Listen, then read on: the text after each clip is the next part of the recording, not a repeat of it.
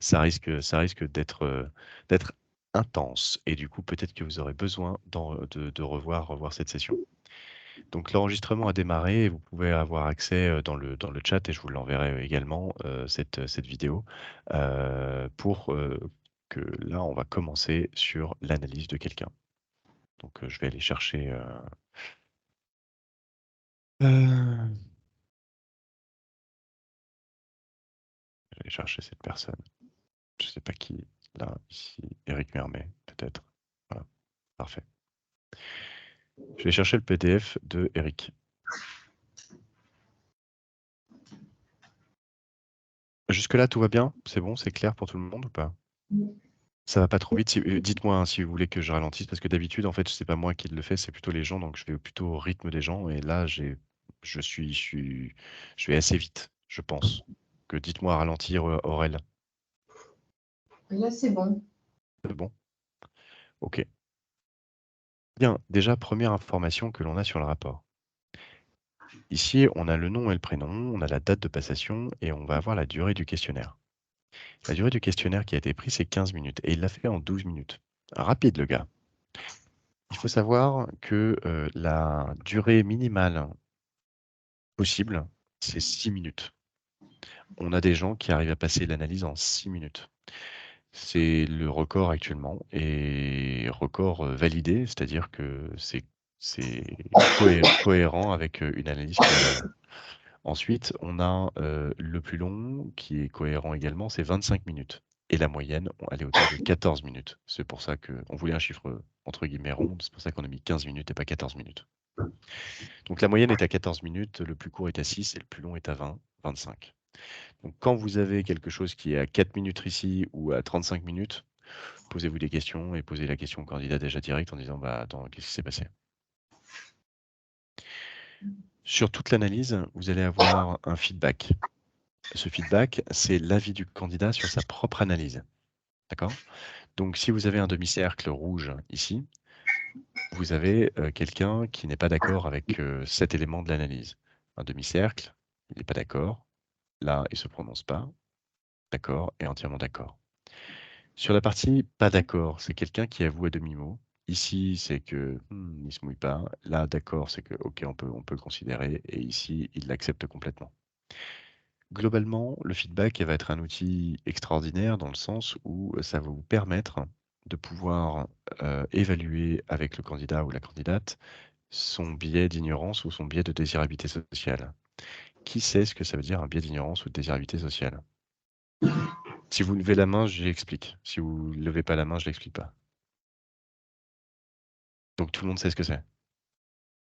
Ok, d'accord. C'était pas clair. Un biais de désirabilité sociale, c'est en gros, si je suis soumis à un biais de désirabilité sociale, ça veut dire que je veux vous plaire. C'est-à-dire que je veux paraître Je quelqu'un comprends d'autre. pas le mot, en fait. Un billet, Un biais, ouais. un biais. Un B-I-A-S. B-I-A-I-S. En Ah ouais, anglais, là, c'est as bias. C'est peut-être plus clair, hein. Un bias, un desirability bias. ok. C'est ça. Un biais désirabilité Oui, voilà. sociale. On n'a pas le même accent, du coup, on comprend pas tout des fois, hein. Je suis désolée, hein.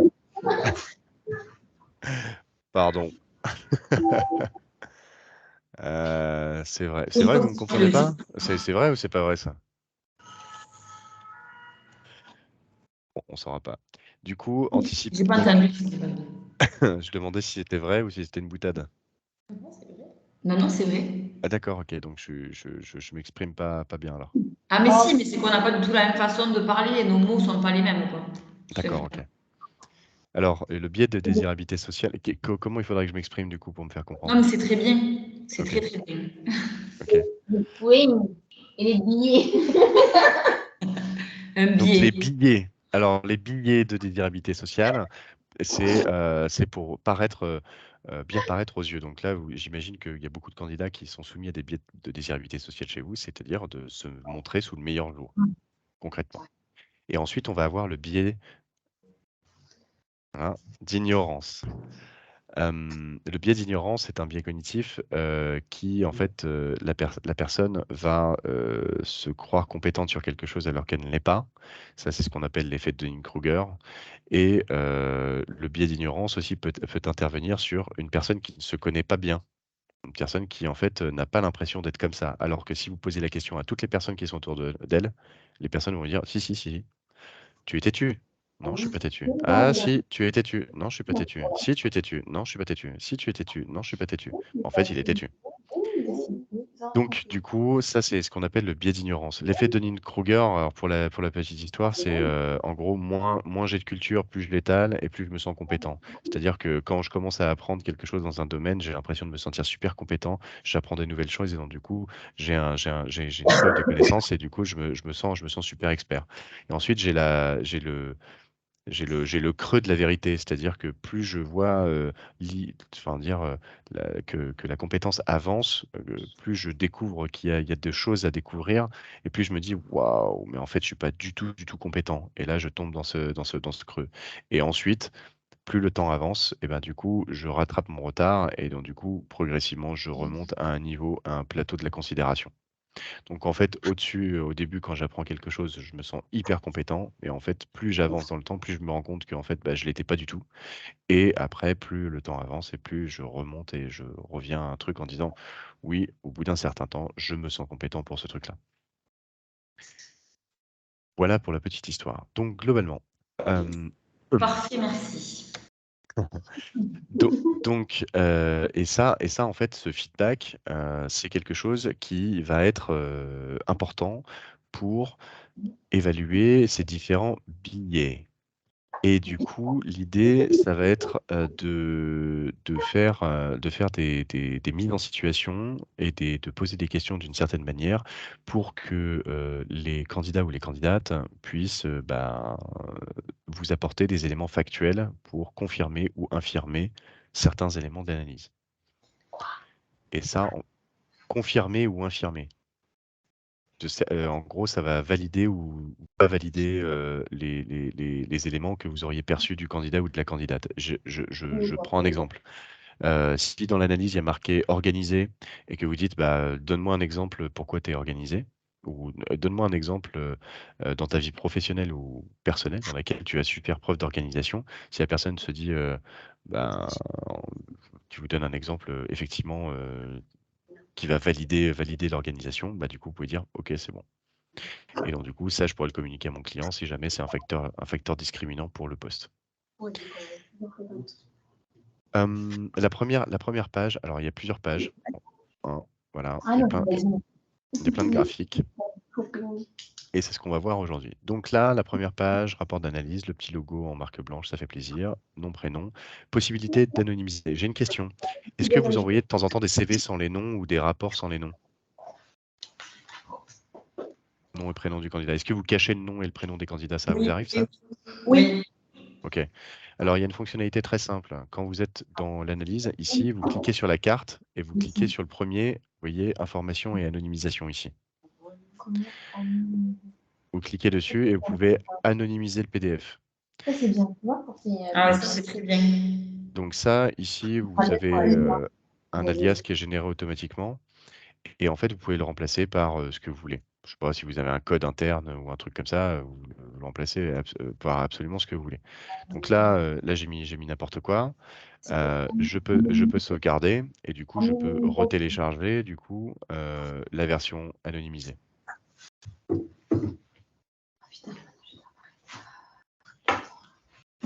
Là, c'est téléchargé et là, j'y vais. Tac. Ici, vous voyez, le nom et le prénom est remplacé par l'alias. Pardon? Non. Ah, j'ai cru que vous me posiez une question. Non, non. OK. Du coup, on va avoir la page numéro 2. La page numéro 2 est intéressante. Alors, je vais partir sur une autre analyse parce que lui, je le connais. Je vais partir sur cette analyse-là. Tac.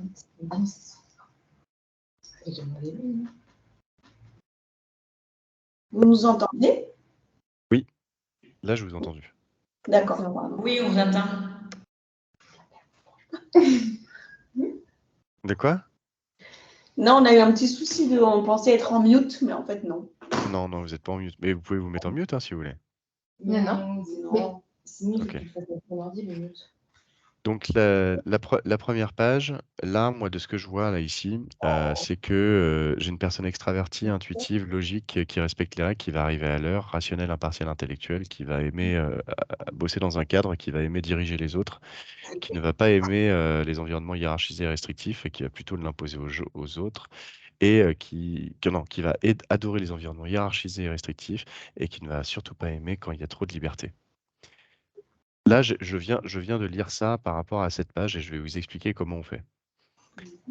Ici, vous avez un cercle. Non, pardon. Ah. Comment je fais là? C'est quoi ce bordel? Ah oui, comme ça. Vous êtes Ok. pas ennuyeux.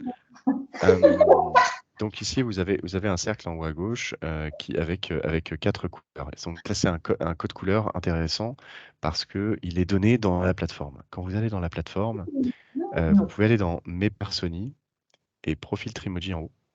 Et là, vous l'avez ici, ce code couleur. Oh là.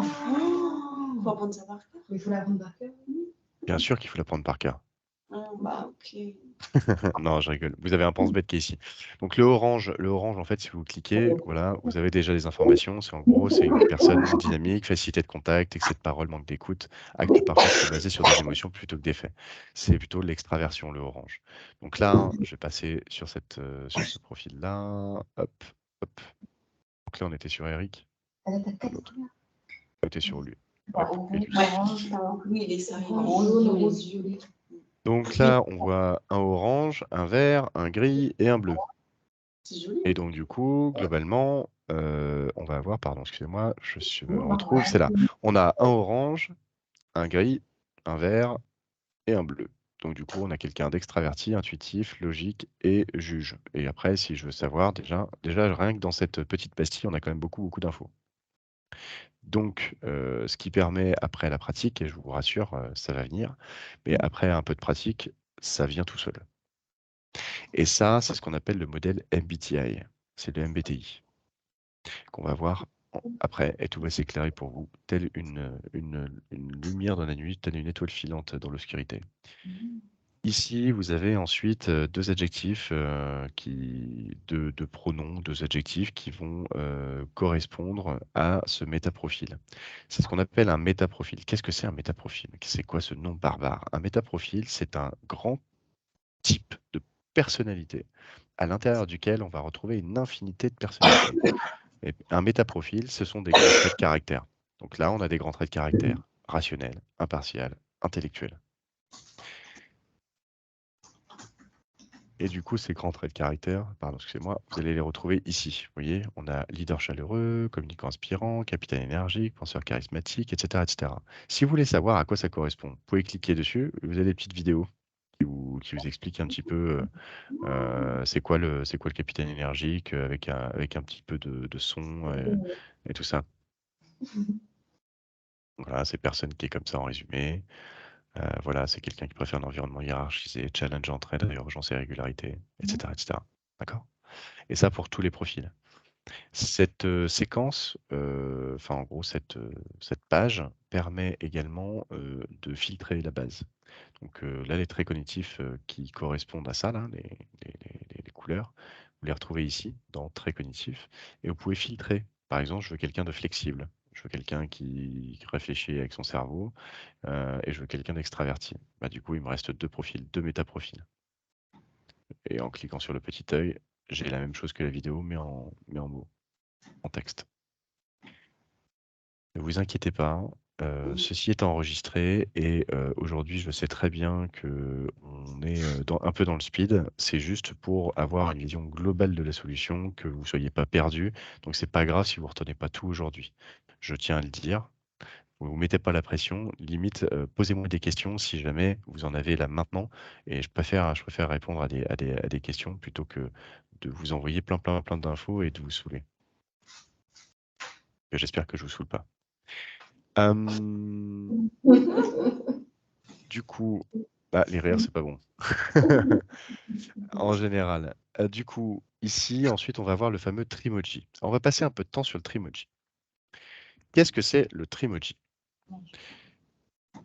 Le Trimoji, c'est sur 3 niveaux, du coup. C'est le premier niveau, ici, là, le premier niveau, c'est la structure de management. Le deuxième niveau, ça va être la source de motivation. Le troisième niveau, ça va être le rythme de travail, ici. Donc, on a des oppositions à chaque fois. On a une fusée libre qui s'oppose à hiérarchiser un petit train. On a la poignée de main qui s'oppose à la médaille. On a l'urgence qui s'oppose à la régularité. Et ici, on voit que cette personne est cochée sur hiérarchisé, polyvalent et polyvalent. J'explique. La fusée, c'est pas pris par hasard comme image. Pourquoi? Parce qu'une fusée, ça double de vitesse à chaque seconde et ça va sur la Lune. Et une fusée, on peut la faire décoller de n'importe où, que ça soit dans votre jardin ou sur Houston. À Houston, c'est pareil. Juste pourquoi on a choisi Houston? Parce que c'est l'endroit de la Terre où il y a le moins d'attraction. Enfin, en gros, il y a moins de distance pour échapper à l'attraction terrestre, qui n'est pas en Russie. Et du coup, on a une image d'un engin qui va très très vite, très très rapidement, qui consomme beaucoup de carburant et qui a besoin d'atteindre un objectif le plus rapidement possible. Donc du coup, c'est quelqu'un qui a besoin aussi de liberté et plutôt d'un management horizontal. Et donc du coup, si on l'associe à la partie collaborateur et la partie management et onboarding, bah, un onboarding rapide, une personne qui va prendre rapidement son poste en main, une personne qui va être autonome et une personne qui va être managée, qui va avoir des facilités à être managée dans le défi, le challenge et l'atteinte d'objectifs. Et à l'opposé, on a un train. Un train, c'est sur des rails. Un train, c'est l'inertie. On n'est pas en Space Mountain. Un train, ça démarre pas à 500 km/h tout de suite. Ça prend du temps pour démarrer. Et une fois que ça atteint sa vitesse de croisière, là, vous avez une inertie folle que si vous coupez le moteur d'un train, il continue d'avancer. En revanche, ça va nécessiter de la structure, de l'anticipation, du process, de la répétition. Donc, du coup, le train, en tant que junior, ça va être une personne à qui il va falloir répéter, répéter, répéter, onboarder, onboarder, onboarder, jusqu'à ce qu'il comprenne tous les tenants et aboutissants de son poste. Et derrière, c'est quelqu'un qui va avoir besoin de structure, d'organisation. En revanche, une fois parti, il peut réaliser sa mission pendant plusieurs années sans changer de rail, quasiment. J'exagère un peu, mais en gros, l'idée, c'est ça. Et la fusée, en revanche, bah, du coup, on a besoin de lui donner d'autres objectifs. Bah, ce coup-ci, on va aller sur Mars, et ce coup-ci, on va aller sur Saturne, puis ce coup-ci, on va aller sur Pluton. Pluton, c'est plus une planète, mais c'est pas grave, on y va quand même. Et ensuite, donc ça, c'est ce qu'on appelle le niveau, le management. Donc, comment je t'encadre. Ensuite, on va voir la motivation. Allez, je vais vous faire intervenir un petit peu parce qu'on s'ennuie. Il y a qui autour de la table? C'est qui le garçon autour de la table? Nadi. Nadi. Nadi, t'es sportif? Oui. Ok, je vais prendre quelqu'un d'autre. Non, on va dire que tu es sportif. Bah, du coup, on va voir si ça a marché. Demain matin, je frappe à ta porte à 4h30 du matin, il pleut et on va courir 250 km en tong. T'es d'accord ou pas? Non, pas trop. Ok. Je te donne 1 million pour le faire. T'es d'accord ou pas? Oui, je le fais. Ok. Donc, qu'est-ce que je viens de faire là? Je viens de te motiver en une seconde. Qu'est-ce que je viens de démontrer? Que la motivation, c'est pas inné chez les gens, c'est un état. On est motivé par quelque chose. D'accord? C'est donc du coup, tu as des gens qui sont motivés par quand tu as un client qui te dit je voudrais quelqu'un de motivé, ok, c'est super, top, génial. Mais motivé par quoi en fait? Motivé par le challenge, motivé par l'esprit d'équipe, motivé pour élever ses gosses, motivé pour quoi en fait? Donc il faut savoir pourquoi il est motivé. Et en fait, dans une analyse de personnalité, on a repéré 2 critères qui s'opposent, enfin 3 même. C'est d'un côté, on va retrouver l'entraide. Donc là, on a des contributeurs, donc des personnes qui vont aider naturellement, qui vont être motivées par l'esprit d'équipe et qui vont être motivées par donner un coup de main. Ensuite, on va avoir des gens à l'opposé qui vont être plus motivés par le challenge, la compétition, être les premiers, tirer la couverture à eux, et être la gagne, la gagne, la gagne. Et ensuite, on va avoir au milieu un peu d'équipe et un peu de challenge, plutôt team player. Donc là, on a team leader, team player, contributeur. C'est clair? Mm. Je vous entends pas et je vous vois pas trop de loin, donc si vous voulez, vous pouvez me faire des pouces comme ça me permet de continuer d'avancer. Ok, top. Du coup, le troisième niveau, ça va être le rythme de travail. Je vais vous donner un exemple. Vous baladez dans la rue, il y a un crissement de pneus, il y a une voiture qui fait comme ça là, dans la rue. Est-ce que vous imaginez réagir comme ça en sursautant ou est-ce que vous voyez bien les deux types de personnes dans la rue? Il y en a qui sursautent et il y en a qui sursautent pas. Vrai? Ouais. Ok. Et ben ça, du coup, c'est des comportements naturels et c'est des réactions naturelles aux stimulus et au stress ambiant. Il y a des gens qui naturellement vont réagir rapidement au stress et il y a des gens qui naturellement vont réagir moins fort au stress. Et ça, en fait, on l'hérite de la génétique, on l'hérite de ce qu'on a, en fait, ce qu'on a hérité de nos ancêtres d'il y a dizaines, centaines de milliers d'années. Parce que en fait, le stress est un stimuli qui permet d'échapper au danger. Et sauf qu'aujourd'hui, nous, on est assis sur des bureaux en visio. On est assis derrière des bureaux en visio. Et donc, du coup, on a encore cette réaction adaptative à notre environnement. Sauf qu'aujourd'hui, nos stress ne sont plus physiques. C'est pas des tigres à dents de sabre, mais c'est un patron ou une patronne qui va nous dire putain, il faut faire ça pour demain ou ça pour hier. Et donc, du coup, ça va nous mettre la pression et le stress. Et donc, du coup, aujourd'hui, on n'a plus l'occasion. On voit pas, par exemple, quelqu'un qui stresse. Bah, il va avoir le pied qui va bouger en dessous du bureau, qui va se bouffer les doigts, qui va avoir besoin d'en parler à la machine à café, qui va faire tout ça. En fait, la meilleure façon de ce truc-là, hein, d'évacuer le stress, ça serait d'aller courir, de faire de l'activité sportive, parce que c'est quand même un truc de défense. Donc, il faudrait aller évacuer un petit peu ce stress. Ou alors, ce stress, on peut le convertir en énergie pour travailler. Et on a deux types de personnalités. On a des personnalités qui ont une tolérance très élevée au stress. Donc, on va aller plutôt les catégoriser en urgence, c'est-à-dire des gens qui sont capables de gérer l'urgence. Et on va avoir des gens qui vont avoir une mauvaise gestion du stress et qui vont avoir un surplus de stress.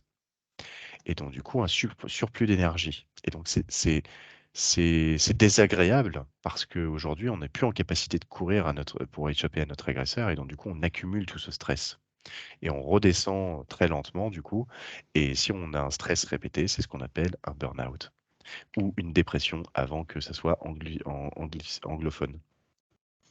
Une dépression, c'est ni plus ni moins qu'un stress répété et une décharge d'adrénaline et de neurotransmetteurs et bref d'hormones dans votre cerveau et tout votre corps pour activer votre corps au niveau de vos muscles, de votre respiration, tension, etc., etc. Et si ça, vous le faites trop souvent et que vous libérez pas votre stress refoulé, du coup, bah, si vous êtes dans cette catégorie de personnes, là, ici, dans le réveil, il se peut que vous arriviez à un burn-out très, très, très, très rapidement. Mais du coup, ces personnes-là, malignes, elles se sont adaptées parce qu'elles savent qu'elles n'ont pas une tolérance très élevée au stress. Donc, qu'est-ce que ça fait?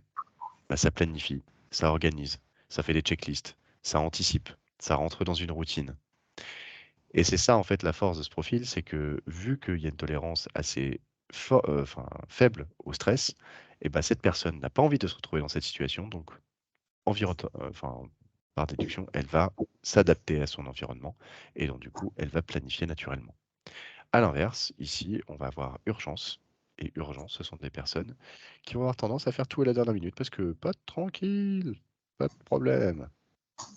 Et donc du coup, c'est des personnes qui vont gérer très très bien le stress, mais ce sont des personnes qui vont avoir potentiellement une tendance à la désorganisation et à la procrastination.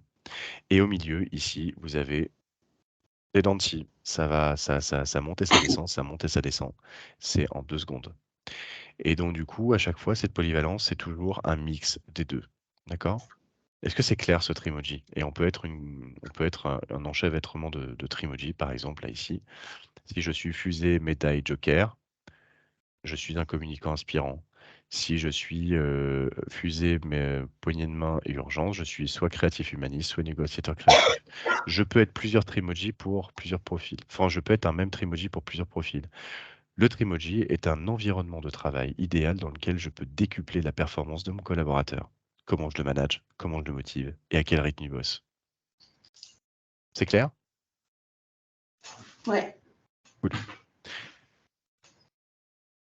Donc du coup, ensuite, on a en substance et en synthèse 2 cartes qui vont synthétiser toutes ces informations. Donc préfère les environnements hiérarchisés et restrictifs et ne préfère pas les environnements non structurés ou trop libres. Ici, c'est un cas que peut-être vous allez rencontrer, donc du coup, c'est pour ça que je vous le mets. Ici, c'est un cas très particulier, c'est le capitaine énergique. Le capitaine énergique a une particularité, c'est qu'il adore les environnements hiérarchisés et restrictifs, mais pas au-dessus de lui. C'est un capitaine de bateau. Du coup, c'est ses règles, ses moussaillons, et il respecte ses règles, mais en dessous de lui, pas au-dessus. Et ne préfère pas, du coup, là, il n'a pas dû lire tout l'énoncé, il allait un petit peu trop vite, et on peut le voir aussi avec la rapidité à laquelle il a eu 6 minutes.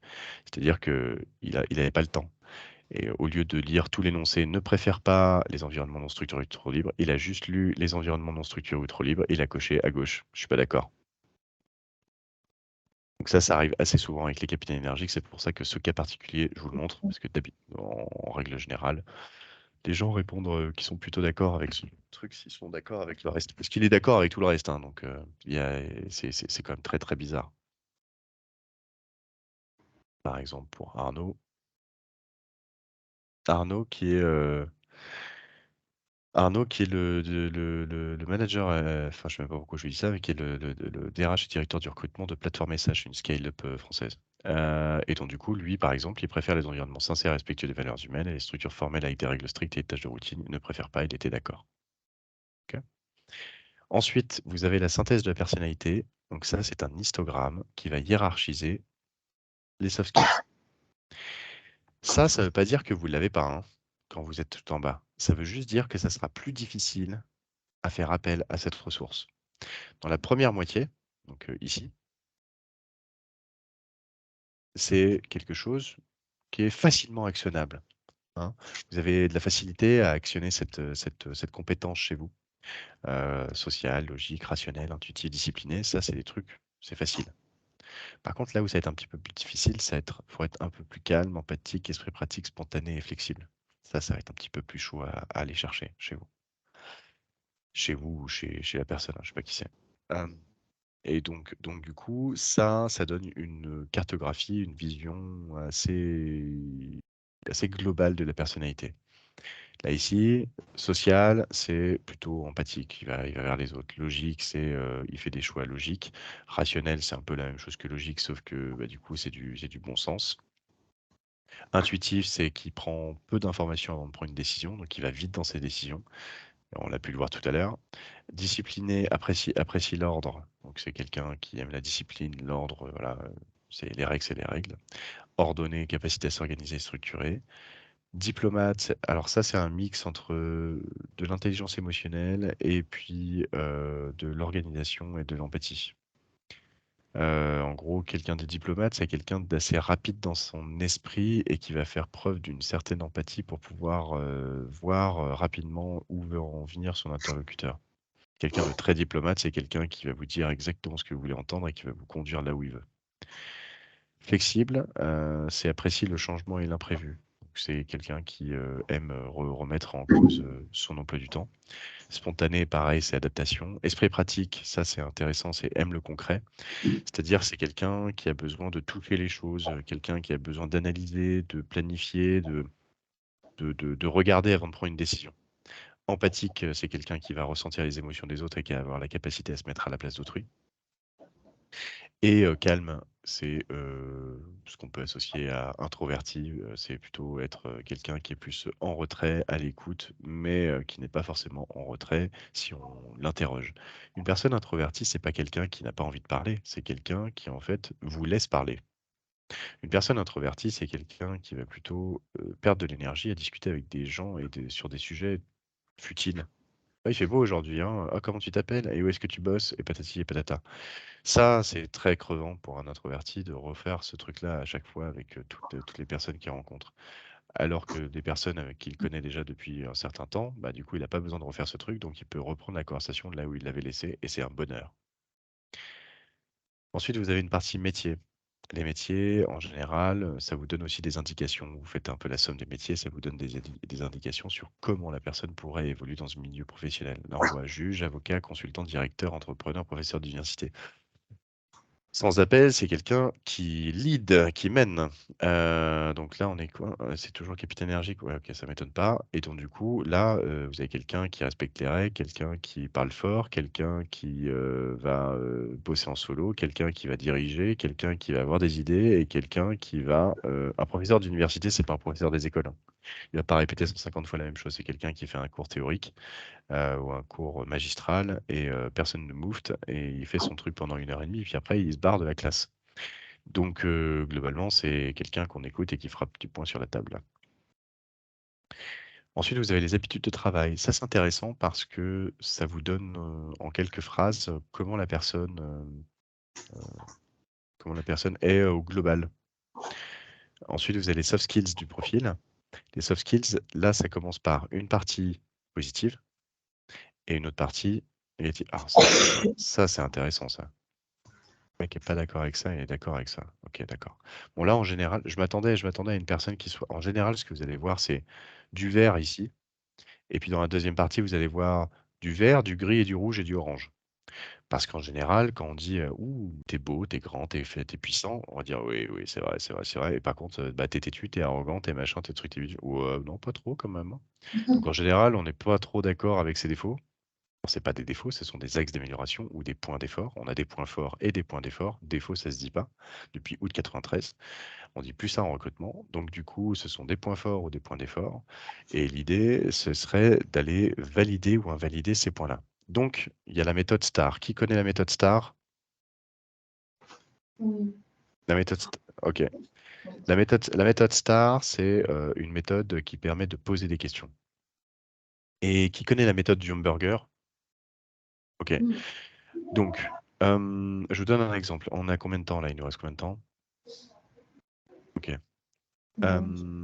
La méthode du hamburger, ça c'est une méthode de management qui est enseignée. Alors elle a un nom dégueulasse, mais elle fonctionne de dingue. Et la méthode STAR, c'est une méthodologie pour poser des questions en entretien. Je vous donne un exemple. Je suis un peintre en bâtiment, je dois repeindre une pièce et c'est ma première semaine de boulot. Je repeins la pièce, enfin mon contremaître me dit, «Voilà, repeins la pièce, je reviens dans 2 heures ou dans 3 heures». OK. Donc je repeins la pièce, je mets du cœur à l'ouvrage, je sais que je veux qu'il me garde et cetera et cetera, donc je peins, je peins, je peins, je peins. Il arrive 3 heures après, il rentre dans la pièce, 2 choix s'offrent à lui. Vous allez me dire laquelle est la bonne? Il rentre dans la pièce, il regarde, il fait: «Tu as vu là, il y a une goutte sur la prise». Comment il réagit le peintre? Pas bien, hein.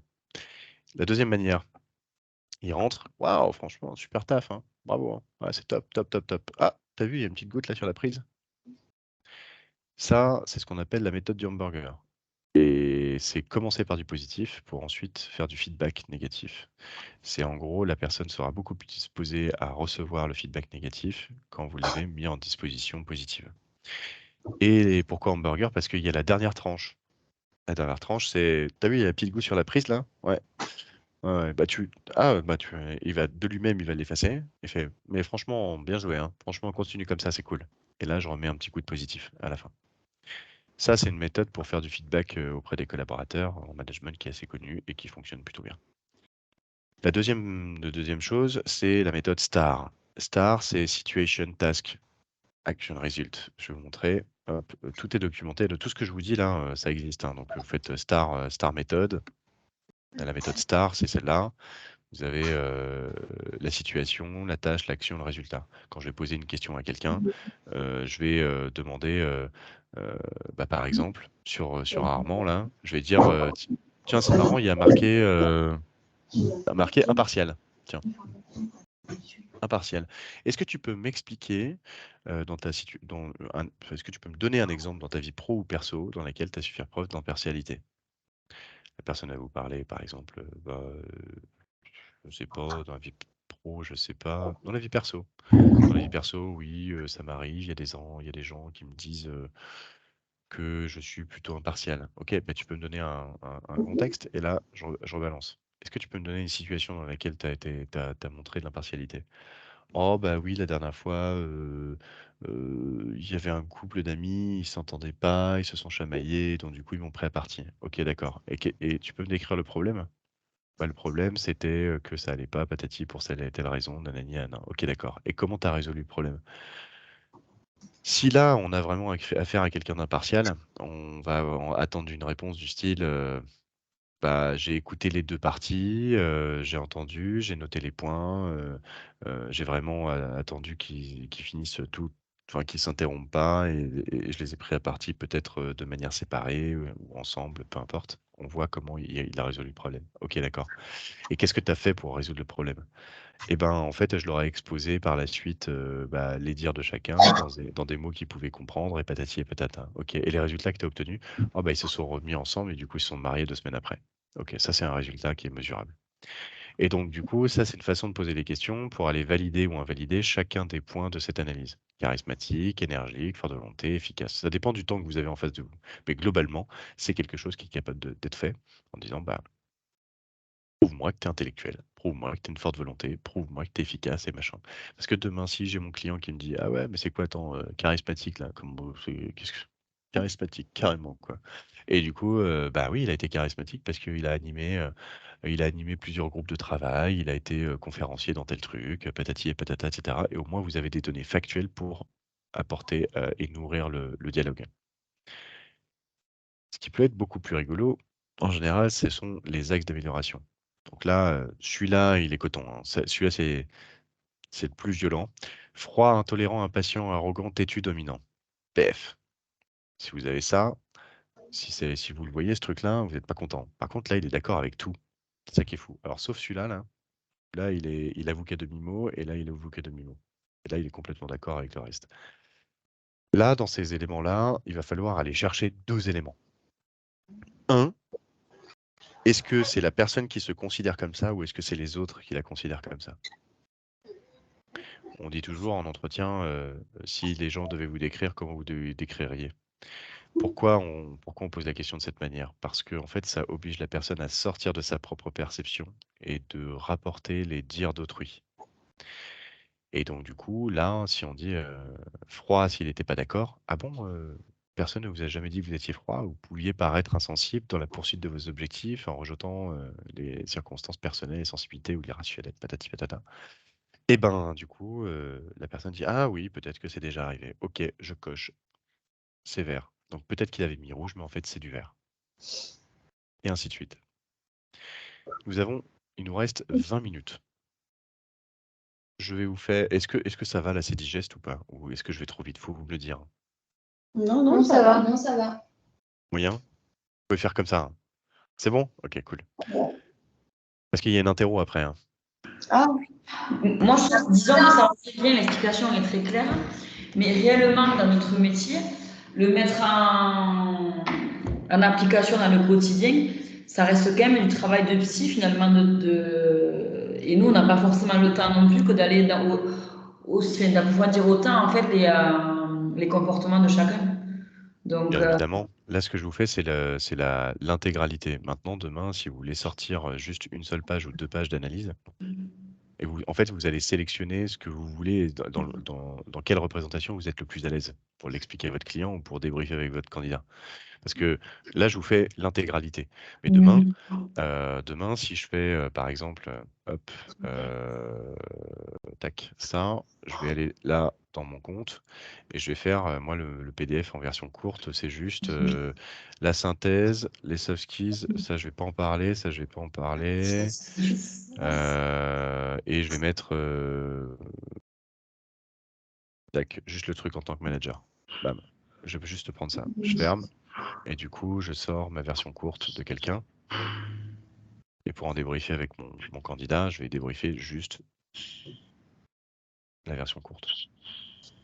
Et les trucs avec lesquels je suis le plus à l'aise, je suis pas obligé d'aller sur tout. Et là, vous voyez, là j'ai un document de 5 pages. Ok. Voilà, j'ai 5 pages de doc et ça s'arrête là, quoi. Ouais, Ok. Donc ça, c'est vraiment à vous. Là, c'est pour ça que je vous fais un condensé, je vous fais une exploration totale et vous piochez un petit peu avec quoi vous êtes à l'aise et ce qui est potentiellement pertinent pour votre activité. D'accord? le disque. Donc là, on allait rentrer dans le disque, il me semble. Oui. Qui sait ce que c'est le disque? Oui, on a déjà fait le disque. Ok. Alors le disque, pour ceux qui ont oublié ou qui ne savent pas, c'est l'anagramme de D dominant, I influent, S stable, C consciencieux. D, I, S, C, disque. Le disque, ça a été créé en 1928 par Vernon Clark et Moulton, issu des travaux de Moulton. C'était entre les deux premières guerres mondiales. Le premier, alors d'habitude, je pose cette question, mais là, on n'a pas le temps, je suis vraiment désolé.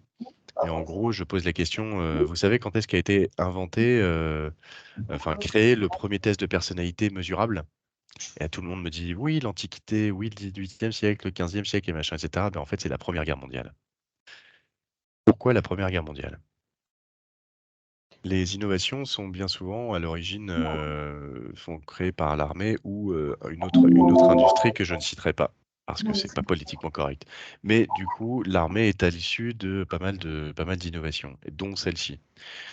À l'époque, ils ont créé un formulaire pour évaluer si on avait affaire à des peureux ou des non-peureux. En gros, ils appelaient ça comme ça à l'époque. Donc les peureux, on les mettait derrière et les non-peureux, on les mettait devant pour montrer qu'on n'avait pas peur de l'ennemi dans le front. Sauf que la Première Guerre mondiale a été une complète boucherie, des millions de morts, bref. De toute façon, c'est l'histoire. Et du coup, l'idée après, derrière, c'est que entre les deux guerres, ils se sont dit, mais tiens, c'était rigolo ce qu'a fait l'armée, si on le théorisait et si on travaillait un peu là-dessus. Et donc, du coup, en 1928, entre les deux guerres mondiales, et ben, du coup, il y a Vernon Clark et Moulton qui ont créé le disque. Ça date, hein. Et c'est le premier modèle de personnalité complexe qui a été créé à la surface de la planète. Et il est en 2 dimensions. Une première dimension, donc extraverti, introverti, donc c'est l'axe d'extraversion, là le milieu. Et ensuite, on a l'axe centré sur le résultat, centré sur le rationnel. Donc on a l'axe émotionnel, logique. Là, plus je suis par là, plus je suis logique. Plus je suis par là, plus je suis émotionnel. Plus je suis par là, plus je suis extraverti. Plus je suis par là, plus je suis introverti. Si je suis ici, là, par exemple, Caroline, je suis quoi? Alors, on a un décalage avec votre souris. Non, pose la question s'il est là dans le verre. Mais je la vois pas dans sa souris. Elle est toute petite. Ah, j'ai pas de lunettes, vraiment, je vois rien de loin. Elle est où sa flèche? Ah, dans le verre, pardon. Vous êtes Ici. vous êtes quelqu'un plutôt rationnel et introverti. Non, pas rationnel, centré sur le Émotion. relationnel. Pas d'émotion. Ah, C'est pour ça, la tête, émotionnel. je n'ai pas de lunettes, donc vraiment, je vois rationnel. Donc, alors, globalement, qu'est-ce qu'on dit dans le disque, je vous le fais grosso modo, hein. Mais les rouges, c'est les directeurs, ceux qui tapent du poing fort sur la table et qui parlent fort et qui dirigent. Les jaunes, c'est les commerciaux, les diplomates, ceux qui font rigoler. Les verts, hein, ce sont les bonnes pattes, ceux qui restent en retrait mais qui sont toujours là, et les confidents. Et les bleus, ce sont les comptables et les gestionnaires. Ok? Globalement. C'est vraiment, vraiment dégueulasse ce que je suis en train de faire parce que je vais super vite et j'aime pas forcément ça, mais j'essaye de vous donner le maximum d'informations dans un minimum de temps. Dans Non, le mais c'est disque, très bien, c'est très clair.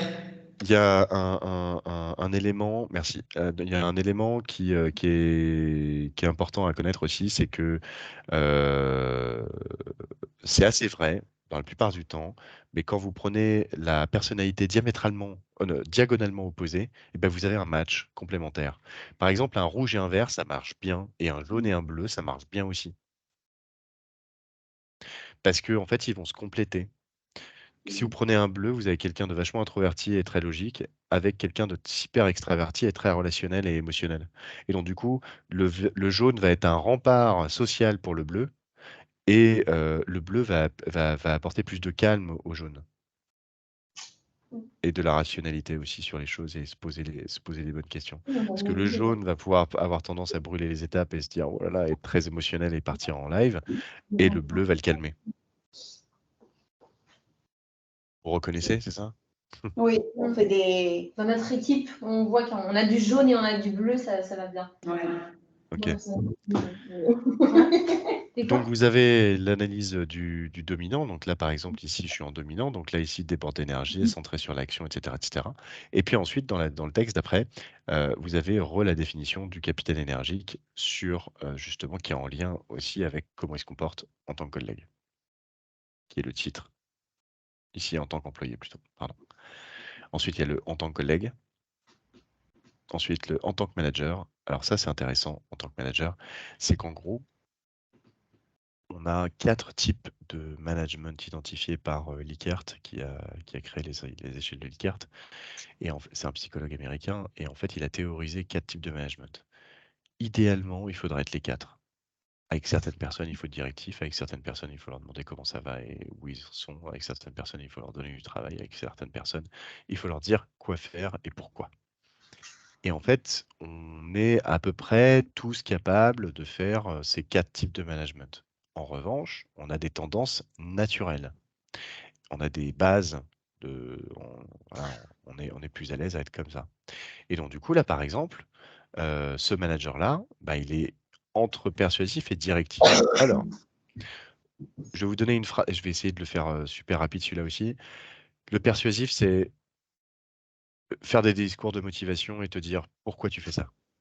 Allez les gars, on va faire ça, ça va être cool, tu vas voir, nanani, non, je te persuade que c'est ça qu'il faut qu'on fasse. Je m'implique avec toi, je suis centré sur le rationnel et je te dis que ça va et comment ça va et qu'est-ce que tu as fait ce week-end et comment s'appellent tes enfants. Le directif. Oh, bon, alors j'ai bien réfléchi, voici la stratégie pour les 6 prochains mois. Voilà. Vous avez des questions?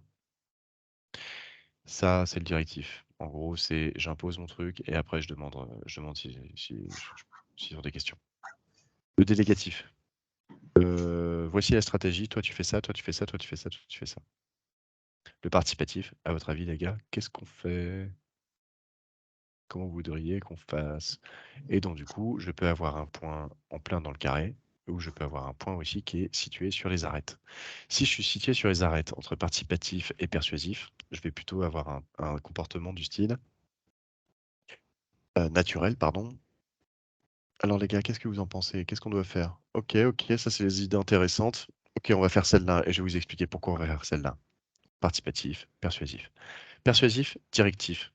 Là, typiquement, persuasif, on a un visionnaire, hein, c'est un leader visionnaire, directif et persuasif. Il sait t'entraîner dans ton truc par les émotions et il sait t'entraîner ton truc sur le résultat. Il est impliqué fortement avec toi. Steve Jobs, quoi. Steve Jobs, il a une vision, on va révolutionner le monde, on va appuyer sur nos petits doigts et puis et on va changer la vie de milliards d'êtres humains sur la planète. Par contre, si ça va pas dans mon sens, je pique une grosse colère et je deviens tout rouge. Et donc du coup, là, on a quelqu'un de persuasif et directif. Ensuite, on va avoir, entre délégatif et directif, c'est, voici la stratégie et toi tu fais ça, ça, ça, ça et tu peux alterner entre les 2. Le participatif délégatif, c'est: «À votre avis, qu'est-ce qu'on doit faire?» «OK, démerdez-vous». C'est clair ça?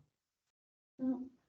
Et donc du coup, ça c'est encore une fois, c'est là ici, quand c'est ici, c'est qu'il a une facilité à se comporter comme ça. Ça veut pas dire qu'il sait pas se comporter comme ça. Ça veut juste dire qu'il a une facilité à être perçu directif et que ça lui demandait plus d'efforts d'être délégatif et plus d'efforts de faire participer les autres à ses réflexions. Ta ta ta ta ta, Big Five, il reste 8 minutes. Big Five, pourquoi ça s'appelle Big Five? Vous allez me dire: «Mais Aurélien, mais qu'est-ce que tu fais? C'est complètement malade, tu t'es pas compté ou quoi, hein? Il y en a 4 à l'écran».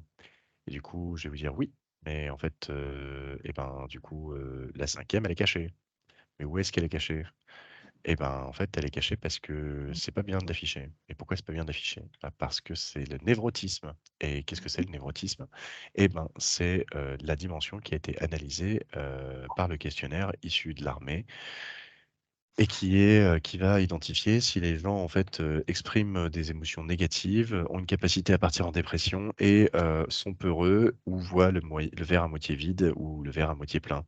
Et donc, du coup, en condition de recrutement, bah, c'est discriminant. Donc, du coup, on ne l'affiche pas. Mais par contre, on affiche les 4 autres. Extraversion, agréabilité, conscienciosité, ouverture. L'extraversion n'est plus à expliquer. On a une personne plutôt tournée vers les autres ou plutôt tournée sur lui-même. L'agréabilité, c'est pas quelqu'un de désagréable ou d'agréable, hein, c'est pas ça. C'est la L'agré- capacité. Pardon? Non, je disais, c'est la capacité à dire oui, non? C'est ça. L'agréabilité, c'est la capacité à dire oui. Et en fait, quand on n'est pas en agréabilité, c'est la capacité à savoir dire non à des trucs qu'on veut pas. En tant que collaborateur, en tant que manager, l'agréabilité, c'est hey, salut, ça va, qu'est-ce que tu as fait ce week-end? Je m'intéresse à toi, patati patata. Capacité basse, je mets une limite et je mets une distance par rapport à toi. Si j'ai une mauvaise nouvelle à annoncer, j'aimerais bien avoir quelqu'un enfin, je préfère l'envoyer à quelqu'un qui a une agréabilité plutôt basse parce que je sais que ça va moins le toucher que quelqu'un qui a une agréabilité plutôt haute et qui est un petit peu plus émotionnel. Et donc, du coup, il va se retourner, il va pas endormir la nuit avant de virer la personne. Et il va se retrouver en position fétale la nuit à la sortie de l'entretien. Conscienciosité, c'est la capacité à faire une chose à la fois. Plus je suis haut en conscienciosité, plus je fais une chose à la fois. Plus je suis bas en conscienciosité, plus je fais plein de choses à la fois. Ça a du bon, ça a du moins bon. Conscienciosité haute, bah, je fais un truc à la fois. Par contre, le multitâche, c'est pas trop mon truc. Donc, je suis plutôt monotâche. Quand je suis plutôt bas en conscienciosité, bah, du coup, c'est que j'ai plutôt tendance à me désorganiser, mais je suis capable de gérer du multitâche. Donc en fait, c'est toujours un trade-off, hein. C'est toujours un yin et un yang dans toutes les conditions, enfin dans toutes les dimensions psychométriques. On peut pas tout avoir dans la vie, donc forcément, on a des traits en excès et des traits en mineur et majeur. Et ensuite, l'ouverture. L'ouverture, qu'est-ce que c'est? C'est l'ouverture à la nouvelle expérience, c'est l'ouverture à la nouveauté, c'est l'ouverture à la flexibilité, à l'adaptabilité, briser les codes, à rechercher de l'innovation. Alors que l'ouverture plutôt basse, c'est je suis moins ouvert et donc du coup, je vais plutôt avoir tendance à respecter les process. Quand vous avez quelqu'un de plutôt bas en ouverture, donc plutôt par là, dans le premier quartile, vous entendrez des trucs du style, mais je comprends pas pourquoi on fait comme ça, on n'a jamais fait comme ça. Vous l'avez déjà entendu cette phrase? Oui. Bah oui. Oui. Mm. Et donc du coup, ça témoigne de quelqu'un qui est plutôt ouvert, plutôt bas, qui est dans le respect des règles et des normes et des process. C'est très utile pour certains métiers. Comme en fait, l'ouverture haute est très utile pour d'autres métiers. Donc il faut bien comprendre le contexte métier et ce qu'on attend pour pouvoir ensuite aller chercher le pattern qui nous correspond par rapport au métier et au poste et aux missions visées. Est-ce que c'est clair ce graphique? Ouais. Vous avez une synthèse juste en dessous qui résume ce que je viens de vous dire. Plutôt créatif, curieux, inventif et tout ça.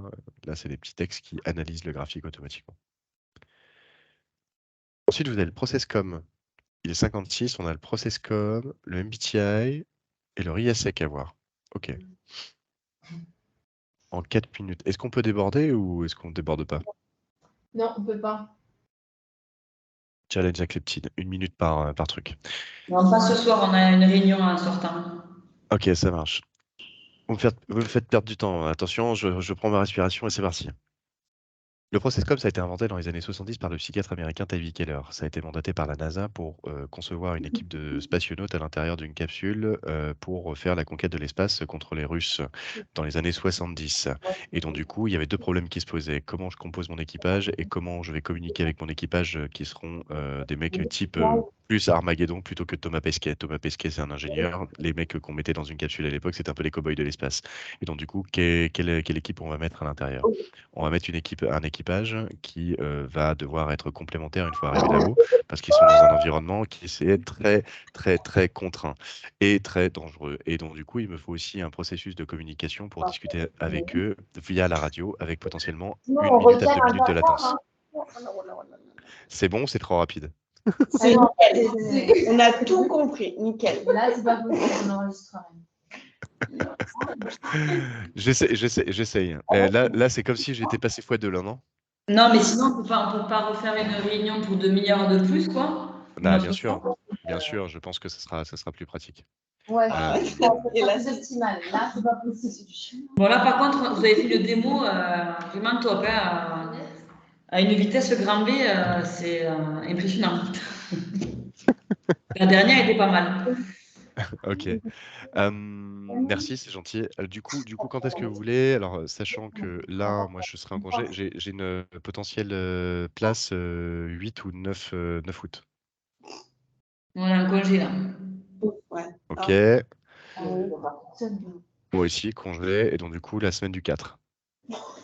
Ouais, mais c'est là où je pense que tout le monde sera là, à mon avis. Oui, au moins on se remet dedans, c'est bien.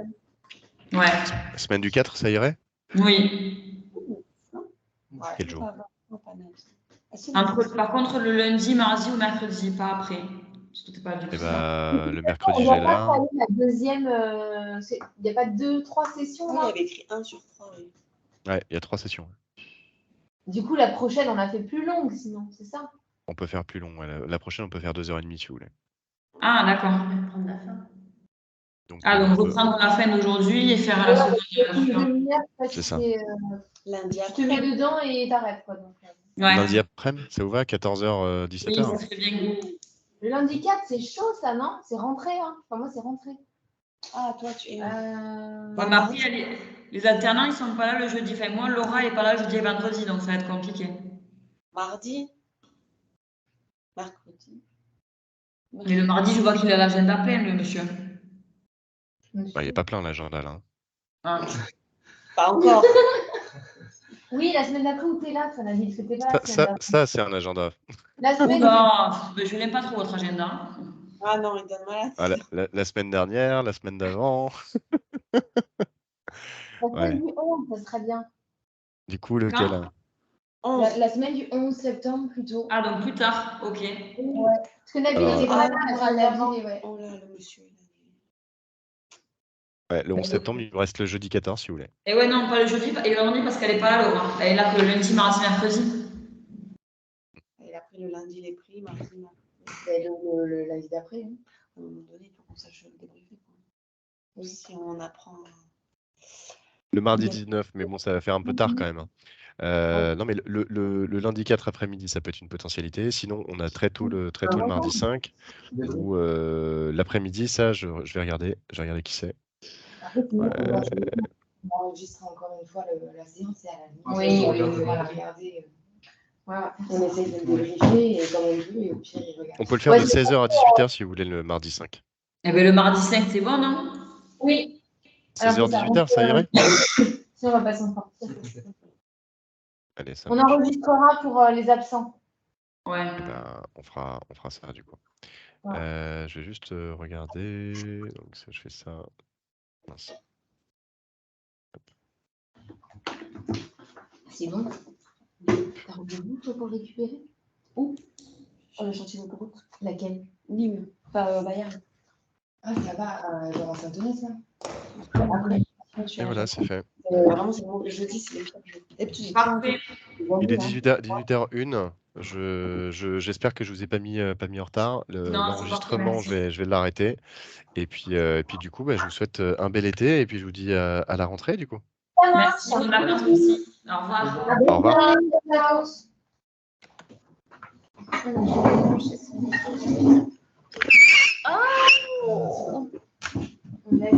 Oh